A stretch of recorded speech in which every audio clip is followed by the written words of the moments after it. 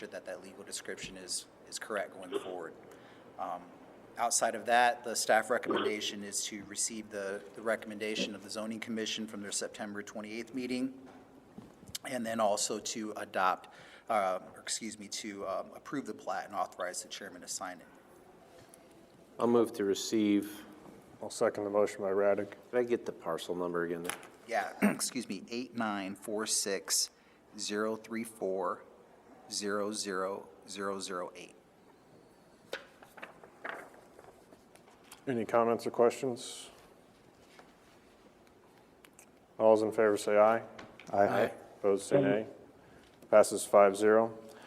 Item B is, as mentioned, to approve the Andersons Country Estates minor subdivision plat with the condition an affidavit be filed along with the plat with a correct legal description based on the measured dimensions of the lots to assure an accurate legal description of both lots is carried forward in the future, and authorize the chairman to sign the resolution. I'll move it. Second. Motion by Potabom, second by Raddick. Any questions? The award for longest agenda item goes to your department, David. Yes. I did have one question. Does your wife like your hair? I don't know. Okay. If she hasn't said anything, that's usually a no, but not. Erroneous. What was that, Mr. Wright? Nothing. Okay. Please. We got nothing either. Call for the vote. Yeah, all in favor say aye. Aye. Aye. Opposed say nay. Passes 5-0. Thank I'll you. ask her tonight, though. Okay. Tell her it's on the record. That's more of a board concern, Mr. Raddick. Oh, sorry about that. Item 10 from Building Services Director Kenny Schmitz includes A, for action, approval of form of contract plans and specifications for the courthouse chiller project to be used in the competitive bid process. Resource Engineering has finished all the plans and specifications in the form of contract for the courthouse chiller project. It was a, I'll call it time-consuming process, which took several months. The project is complicated by a few things, but one of those being opening up the south envelope of the building to get the chiller equipment in and out of the building. Another was the some concern about the structure of the building and placement of equipment. And so through the process, we actually changed a couple of different times what type of equipment that we'd like to utilize, and also added some additional equipment which will give us some redundancy in the event that our chiller is not operational in the future for short periods of time. Currently, we do have that every now and then if we've got a control or something that fails and the chiller won't operate. There's no redundancy there. We're just without air conditioning for that period of time, whatever that might be. And so we go into a little bit of a panic mode when that happens. So we tried to also add that redundancy with energy savings in mind.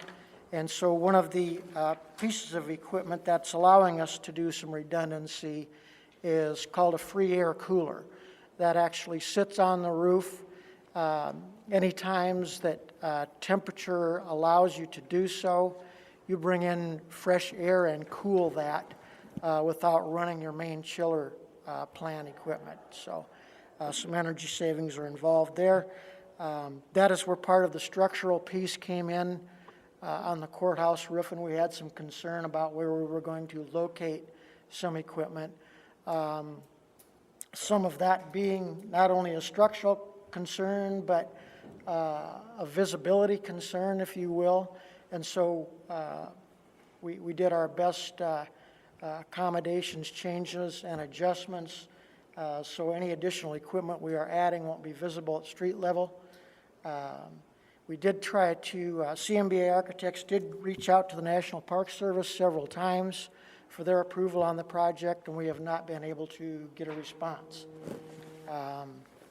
So we are noting in our emails and saving that information in case at some point they do come and say, hey, what are you guys doing to our courthouse? We will have that information and backup material available for them. I don't think, or I don't anticipate any problems there. CMBA does not also, since we are making improvements to the courthouse. And one of the improvements that we are going to try to incorporate is currently there's it's approximately 4 by 6 foot door that was placed into the south envelope of the building to get equipment into the building when the original chiller was placed there. Part of our improvement is try to remove that door and replace it with brick so it matches the building. So I see that as a very positive, and I'm sure the National Park Service will as well. There are quite a few things quite a few hoops we need to jump through as far as Iowa bid law and contracts are concerned. I'm going to share that with you when we get to the next item. But for today, we're just looking for a motion to approve the contracts, plans and specifications, and that will be used in the competitive bid process. Kenny, can I interrupt you for 1 minute? Did we lose our YouTube feed or our live feed? It's not working. It is not working, okay. I just got a text from a concerned citizen that we don't have it, so, thank you. Thank you. And so we're looking for a motion today to approve those. I'll move that. I'll second the motion by Radig. Any other discussion? All those in favor say aye. Aye. Opposed say nay. Passes 5-0. Next is item B, approval to set Woodbury County Chiller Project hearing date of October 13th at 4:45 PM at the Woodbury County Courthouse Board of Supervisors meeting room, lower level. I'll move that. I'll second the motion by Radig. Sorry, go ahead. Thank you. I've got a couple documents I'd like to hand out to give possible members of the board that may not quite understand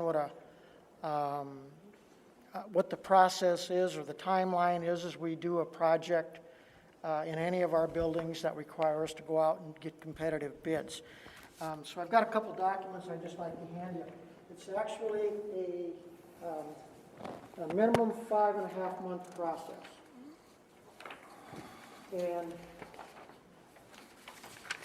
the larger of the 2 pages that you have is actually the document that I'm using on the courthouse chiller project.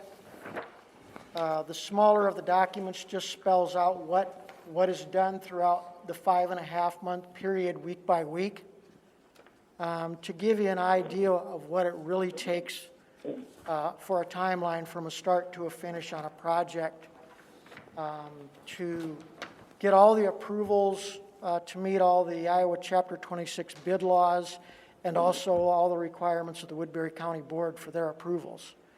I could be wrong, but Mr. Wright probably isn't possibly familiar with that process. I'm not sure the rest of the board is either, but I thought I'd like to share that to you. Sometimes I get a little bit pushy with the board office on getting things out in a timely manner. Now, with that said, I did ask that our public notice be placed in the Journal on October 8th, which you approved tonight. That's turned into one of the real difficult processes in my timeline for a project. I say that because the Journal requires 4 business days before they will publish an item. So I come to the board on a Tuesday and I ask for approval, so I won't have that approval available till the next day, which is a Wednesday. And so if we were to get that right away to the Journal the next day, which is a Wednesday, Of course, they get the 4 business days, and so now we're into the next week before any possibility of them to publish. That was difficult before. It's been exasperated now that the Journal does not publish on Monday or Tuesday. And so the minimum, the very, very minimum time that I can get something published is within 8 days. So that blows over a week right out of a project, just trying to get a notice published. So that gives you just a little spike of the difficulty that we have in some of these projects. And I thought I'd like to share that with you. Sometimes when I get pushy and you see a number of agenda items coming at you all at once, that is why. So, any questions?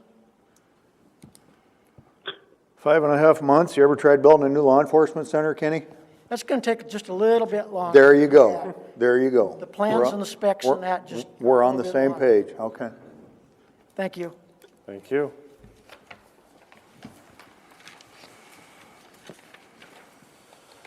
On the motion, all those in favor say aye. Aye. Those say nay. Passes 5-0. Item 11 from Secondary Roads is to approve contract for PCC patching, project number PCC patching 2020. Pretty much speaks for itself. Any questions? I don't know if Mark brought that up, but I guess I'll just add that along with the patching, we are doing a bridge approach on Glen Allen, adjacent to 141, and tying that bridge approach into 141. I'll move it. Second. Motion by Potabom, second by Raddick. That's it? This is a county engineer's item, correct? Oh, all right. Well, hearing nothing else, all those in favor say aye. Aye. Those say nay. Passes 5-0. Item 12, reports on committee meetings.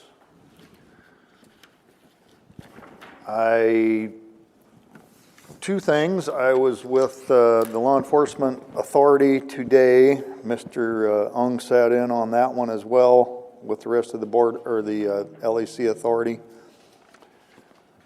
We move forward approving a resolution directing the acceptance of a proposal to purchase $25,300,000 worth of taxable law enforcement center facilities revenue bonds. So for those watching, wondering, we are moving forward. This is going to be, this is just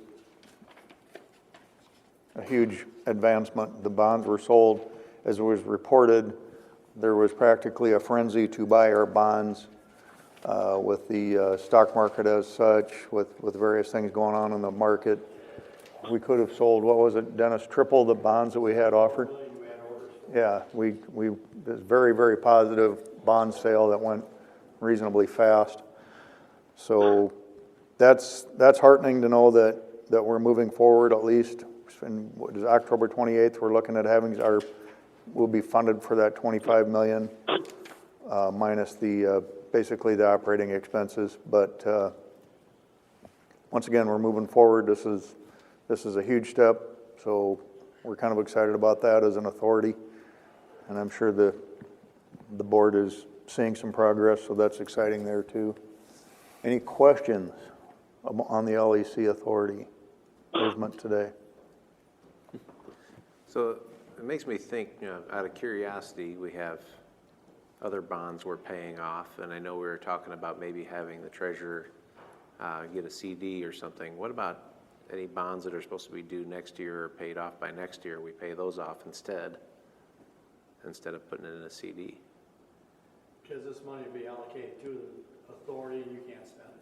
Okay, well, I'm just saying it's like investing, We don't have any bonds coming due next year, it'll be 3 years for bonds start coming due in our CIP project. Okay, I just didn't know.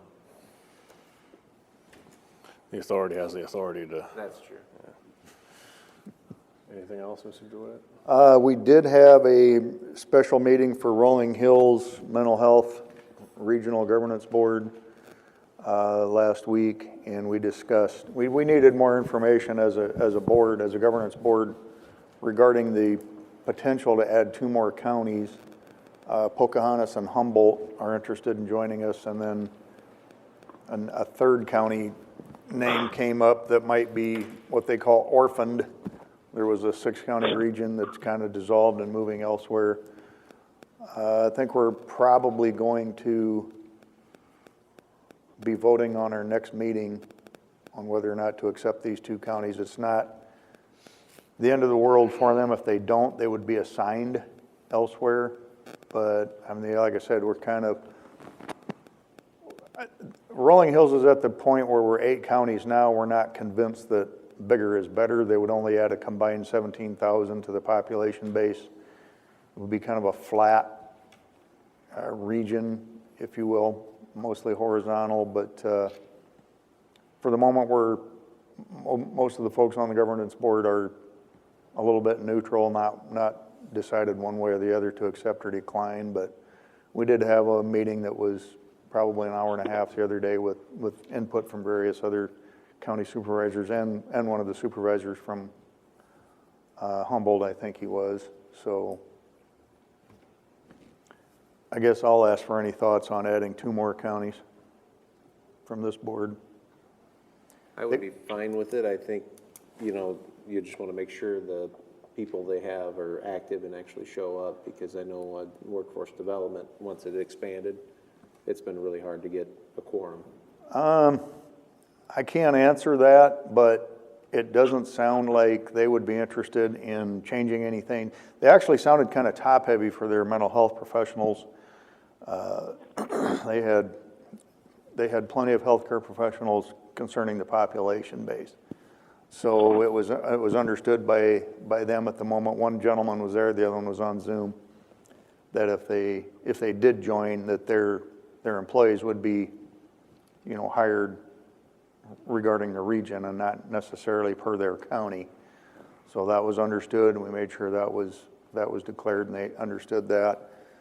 They claim to have already reviewed our 28E as a region, didn't see any problems with that. If they get reassigned, if I remember correctly, if they get assigned to a region, meaning we don't adopt them, that they have no say, that they will have to adopt the 28E of the home region at that point. But they don't seem to, they're just looking for a good home. They've gone, looked in other directions, not liked what they've seen, but they do seem to like Rolling Hills as far as how we operate. So,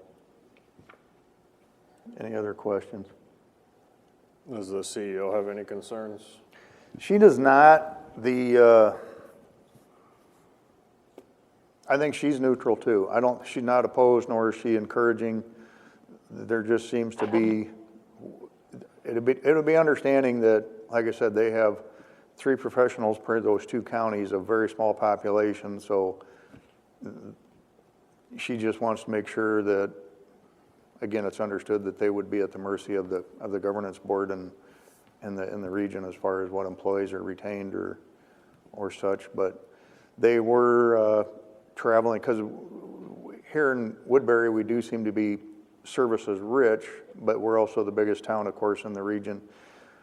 They mentioned that it would be closer for them to travel to Sioux City, or at least this end of the region, than it was to go to Waterloo.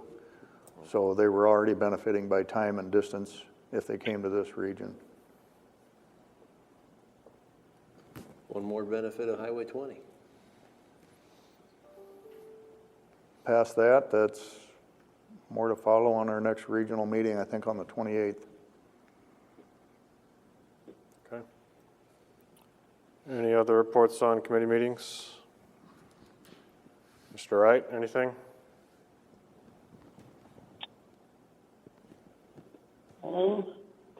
Not this evening. The Community Action Agency event is coming up here in another week and a half, the one that I mentioned last week. Item 13, any citizen concerns? No, They can't see us. I can't see us. Oh, that's just, What's the technical difficulty, Pat? I have no idea, it just says invalid URL. Did you hit the reset? Okay. Well, in that case, I apologize to our millions of viewers who will be viewing this after the event. When you reach this part of the meeting, the reason you were not able to watch it live was technical difficulties.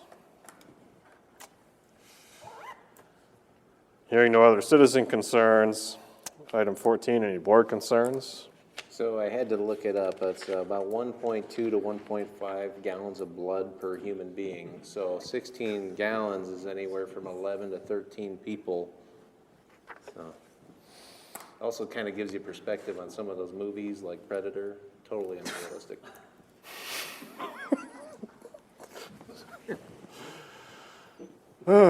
Thank you for that. Yeah, no problem. Pat, if I could ask you for an update on early voting as far as how is, specifically how are the poll workers doing? Do you have enough? We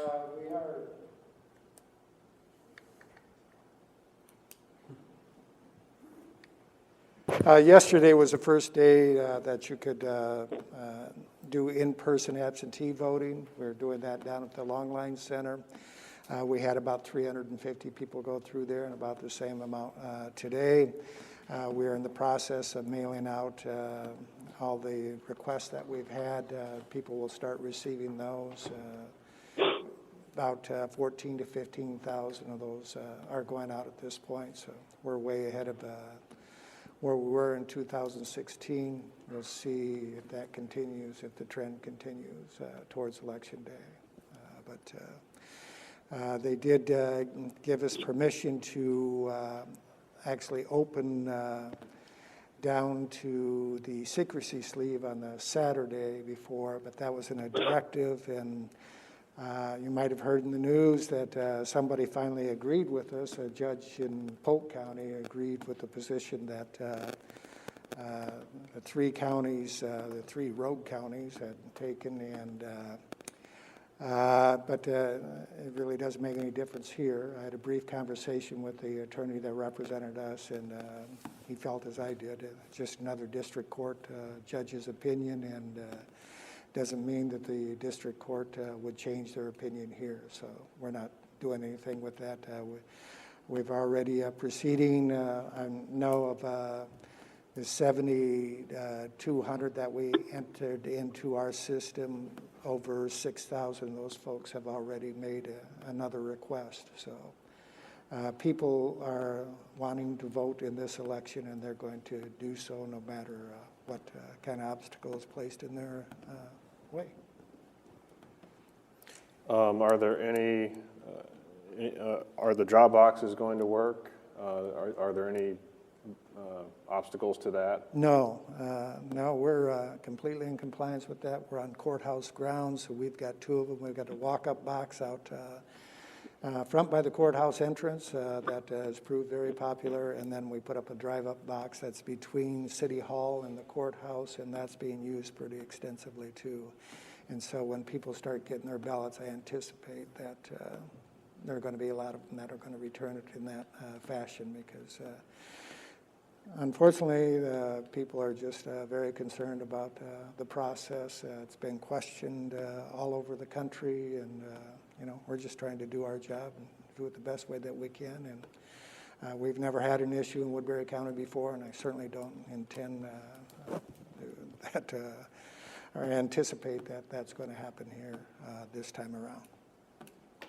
How much time will it save your office to open down to the secrecy envelope before the election day? Well, they'll allow us to work 8 hours, so that's 8 hours that I anticipate that they'll use completely to open them up. So that'll help. What I'm concerned about is that for the same reason I didn't think that the Secretary had the ability to issue the directive, is that we might get, other counties in Iowa might get sued over the same thing if we're trying to open them on Saturday, even though the Secretary of State gave us permission to do so. we're kind of concerned about whether we're going to do that. It'll depend on how many ballots we actually receive, you know, to take that chance, because all over the country, the process is being weaponized. People are suing people over everything. We're just going to try to do what we can the way that we normally do it around here. And on the poll worker front, everything is fine? We've got to establish the minimum number, but on a daily basis, we have people call and cancel, so we're constantly trying to keep, you know, that number up there. We're going to recruit some more of that because we're going to be in the school buildings, and we want people to help out there so that there isn't any confusion when voters get to a polling place to what precinct they're going to, what polling place they're going to. We also are in the effort, making an effort to hire off-duty officers to do traffic control in those schools in the morning when students are there, and then in the evenings or in the afternoon when they leave. So we're trying to make sure that that is a smooth process for everyone who chooses to vote on Election Day. And no problems keeping the two parties the same as far as workers and? The party balance is, it's always a tricky thing. We're trying to keep it there, and if you get one to cancel, we can do it. That's what the law allows you for. You strive for party balance, but in the end, it's just who's going to be available.